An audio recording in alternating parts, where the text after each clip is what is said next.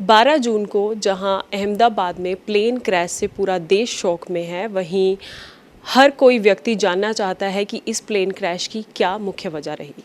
वहीं भले ही black box मिल गया है, लेकिन ब्लैक बॉक्स की रिपोर्ट आने में अभी समय है। हम इस समय पंजाब इंजीनियरिंग कॉलेज चंडीगढ़ में हैं, जहां पर हम प्रोफेसर टी.के. जिंदल से बात करेंगे कि प्लेन की जो पूरी व्यवस्था है या प्लेन का जो इंजन है वो किस तरह काम करता है और जिसकी वजह से किस तरह की जो चुनौतियां रहती हैं प्लेन को चलाने में, वो बेहतर बताएंगे।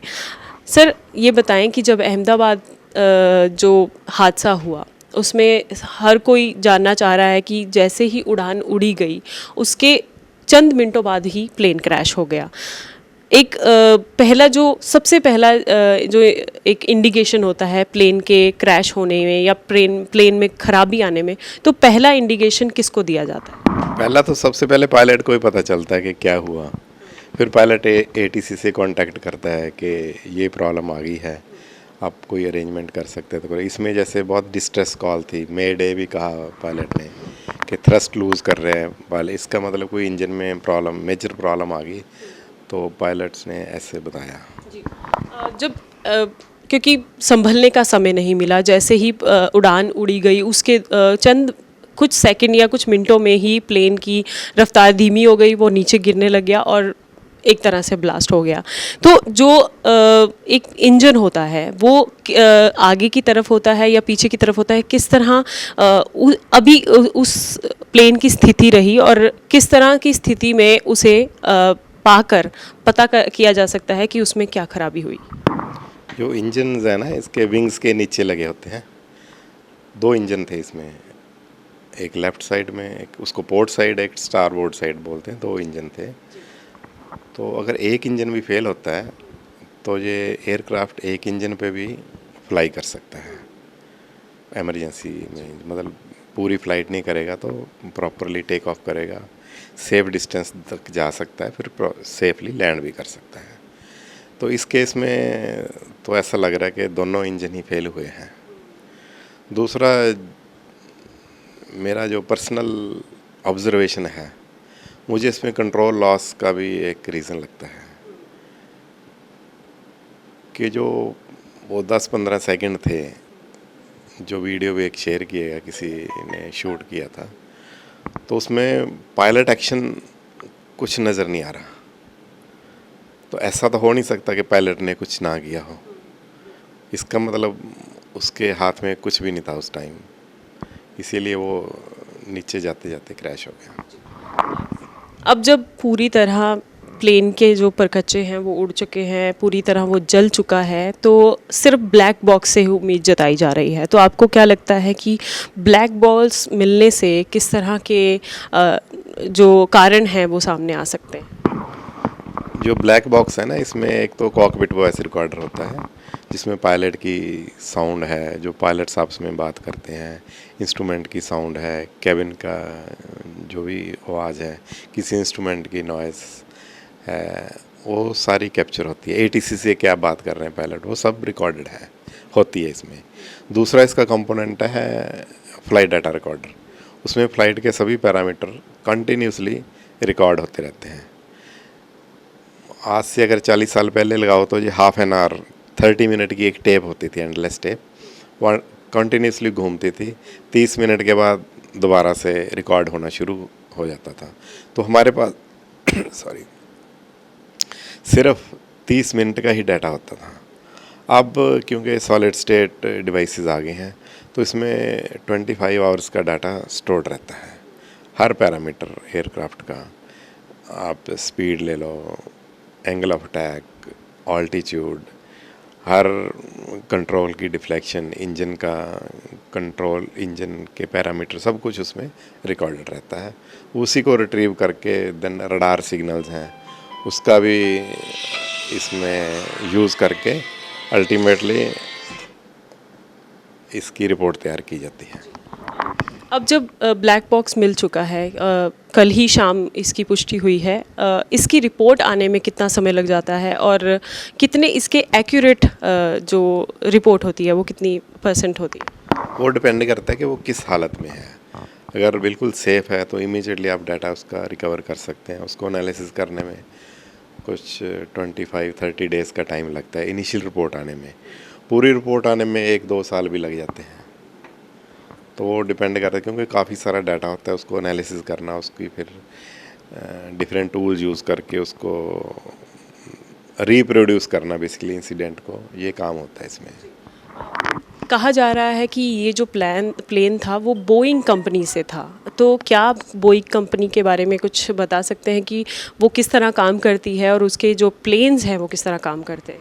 नहीं, प्लेन है जो कमर्शियल एयरलाइनर्स तो सेम टाइप ही काम करते हैं। मेजरली तो 2 कंपनियां हैं, एक बोइंग है, दूसरी एयरबस है।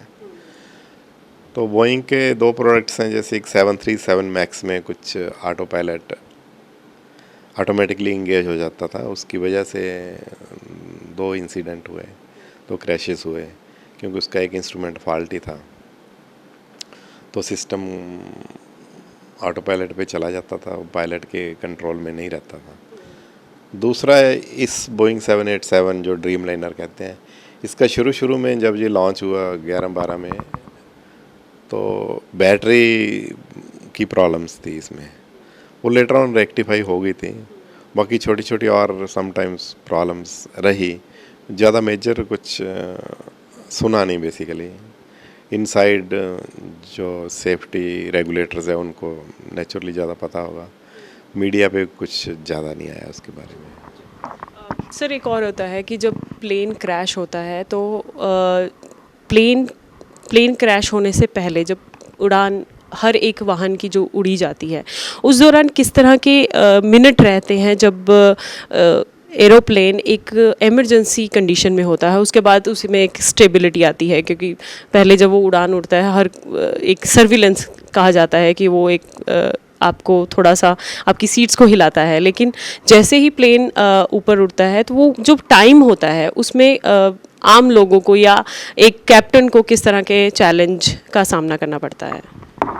इसमें पायलट्स के पास ना एक चेकलिस्ट होता है, हर एयरप्लेन का अपना एक प्रोटोकॉल होता है। आजकल फ्लाई बाय वायर सिस्टम का ज़माना है, हर चीज़ ऑटोमेटेड है, पायलट को कब क्या करना है वो भी फिक्स्ड है। In case of emergency pilot का अपना डिसीजन होता है, otherwise as per the protocol pilot ने वैसे ही करना होता है। तो फ्लाइट्स बड़ी सेफ़ हैं, हाँ, ऐसी कोई घबराने वाली बात नहीं। कभी कोई टेक्निकल ग्लिच या समथिंग कुछ कमी रह जाती है, या सम टाइम मेंटेनेंस में कुछ प्रॉब्लम रह गई, या ऑपरेशन में सम टाइम पायलट कुछ स्टेप लेना भूल जाते हैं या छूट जाता है गलती से, तब भी एक्सीडेंट होने की पॉसिबिलिटी रहती है। हर एक प्लेन को उड़ाने के समय सिर्फ कैप्टन ही होते हैं या कोई बड़ी टीम जो पूरे प्लेन को मॉनिटर करने के पीछे होती है? नहीं, कैप्टन ही होते हैं, दूसरा एटीसी की टीम रहती है, उसको भी मॉनिटरिंग साथ साथ डाटा स्ट्रीम होता रहता है। जैसे हमने पहले बताया ना, अर्लियर तो उस टेप में डाटा रहता था, आजकल ऑनलाइन स्ट्रीम होता है। जैसे आपने देखा होगा टीवी में वो फ्लाइट रडार वाला कुछ डाटा आया था, तो वो साथ साथ स्ट्रीम होता रहता है, आम लोग भी उसको चेक कर सकते हैं, अपनी फ़्लाइट का डाटा साथ साथ स्ट्रीम होता रहता है। तो मतलब कह सकते हैं कि आम लोगों के नॉलेज में भी रहता है। हम उसको क्लास में पढ़ाने के लिए भी यूज़ कर सकते हैं, उसको एनालिसिस कर सकते हैं, ये प्लेन कैसे हुआ, क्यों हुआ, पायलट ने क्या किया होगा, कैसे हुआ। नॉर्मल कंडीशन में भी उसका हम एनालिसिस कर सकते हैं। अगर पंजाब इंजीनियरिंग कॉलेज की बात करें तो कोई ऐसा इंसिडेंट है जिस पे स्टडी की गई या स्टूडेंट्स को पढ़ाया गया इस प्लेन क्रैश के बारे में डिटेल में?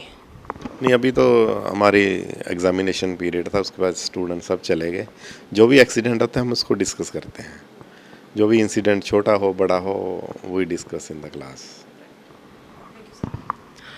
ये थे हमारे साथ पंजाब इंजीनियरिंग कॉलेज के प्रोफेसर टीके जिंदल, जिन्होंने बताया कि आज के समय में जो प्लेन्स हैं वो हैवी डिजिटल फर्म में हैं, जिन्हें पूरी तरह मॉनिटर किया जाता है। एक बड़ी टीम उड़ने के समय और लैंडिंग के समय ध्यान रखती है कि प्लेन सेफली उड़े और सेफली लैंडिंग करे।